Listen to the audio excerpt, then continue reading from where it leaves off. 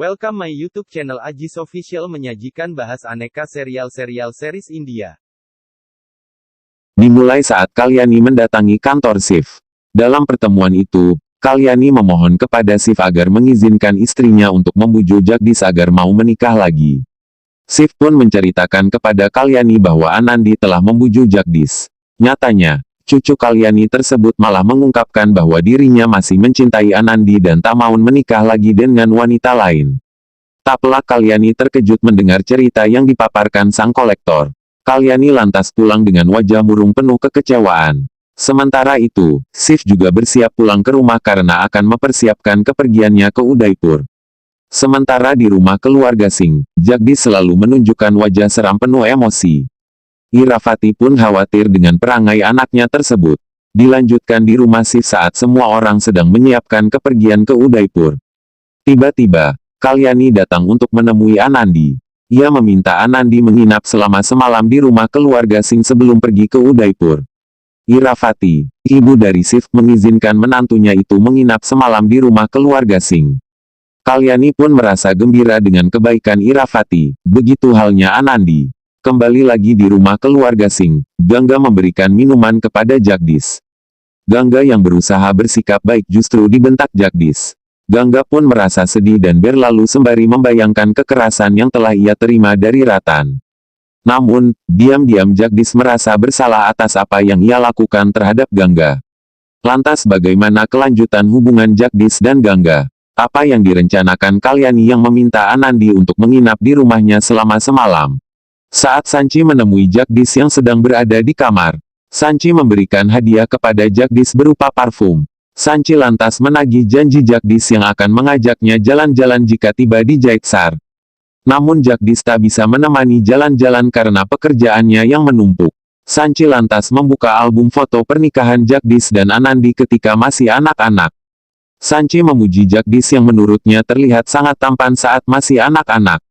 Gangga yang selesai melipat baju hendak masuk ke kamar Jagdish untuk memasukkan pakaian Jagdish di lemari.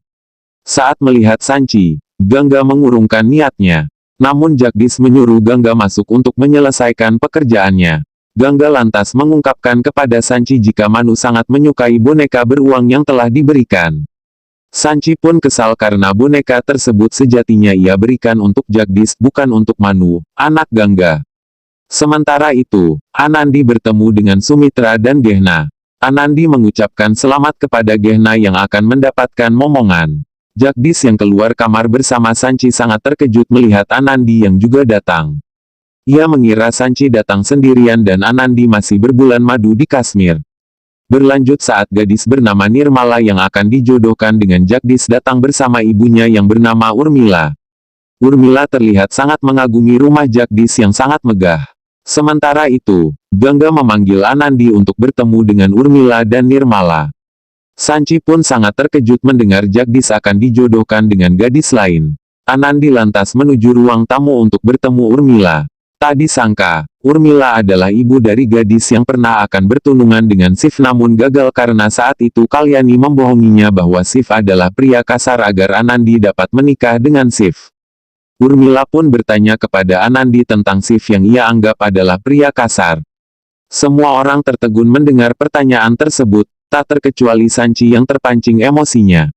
Tak lama kemudian, Kalyani masuk dan berusaha menenangkan keadaan. Namun Urmila tak henti-hentinya menyalahkan Kalyani yang ternyata telah membohonginya.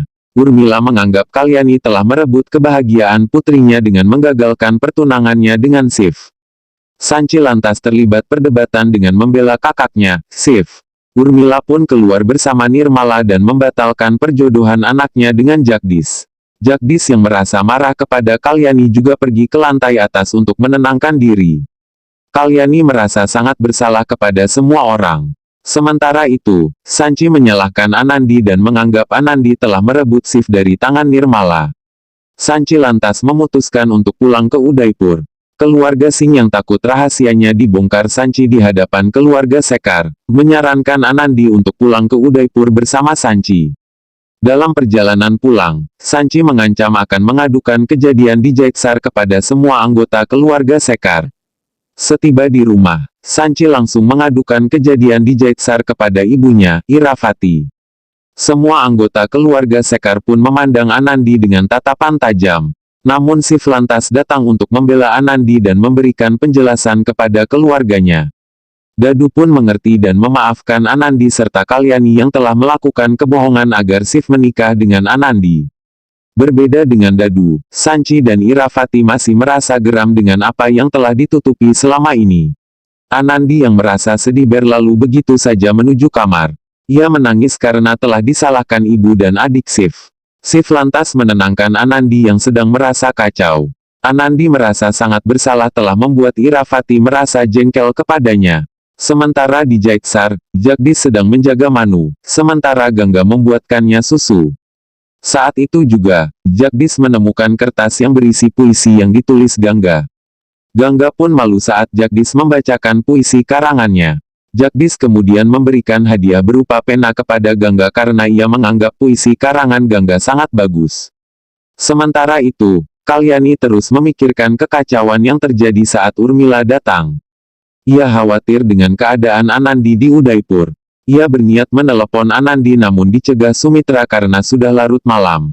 Lantas bagaimana nasib Anandi setelah kekacauan yang terjadi di Jaitsar? Bagaimana